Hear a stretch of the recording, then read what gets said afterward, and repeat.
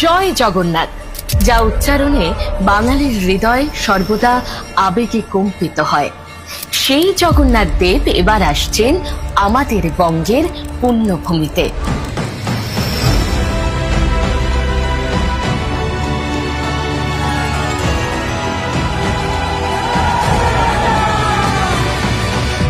দীঘার দিগন্ত বিস্তৃত নীল জলরাশি, বালিয়ারি, ঝাউবনের সারির সঙ্গে যুক্ত হতে চলেছে কলিঙ্গ স্থাপত্যে গঠিত জগন্নাথ মন্দির। মন্দিরে প্রবেশের জন্য রয়েছে 4টি দুয়ার।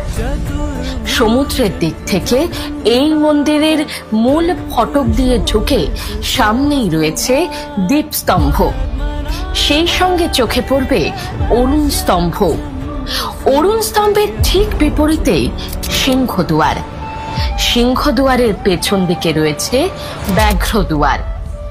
মন্দিরের দিকে মুখ করে দাঁড়ালে বাঁ দিকে হস্তি দুয়ার, ডান দিকে পড়বে অশ্বদুয়ার।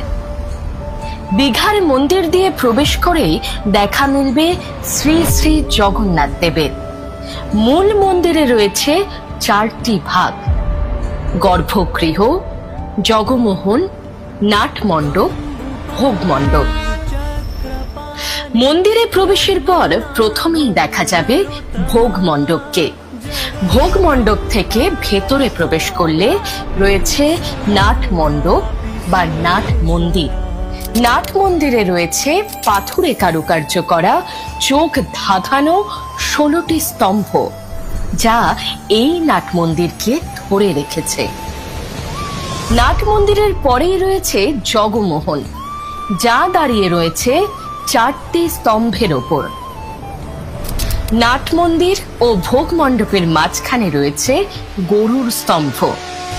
গর্ভগৃহে তৈরি করা হয়েছে বেদি, যেখানে একসঙ্গে আসীন হবেন মার্বেলে তৈরি জগন্নাথ দেব, বলভদ্র ও সুভদ্রা দেবী।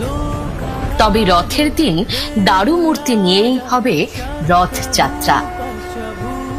এছাড়াও মন্দিরে থাকছে জগন্নাথ দেব, বলভদ্র, সুভদ্রা দেবীর শয়নের জন্য 3টি সুদৃশ্য খাট।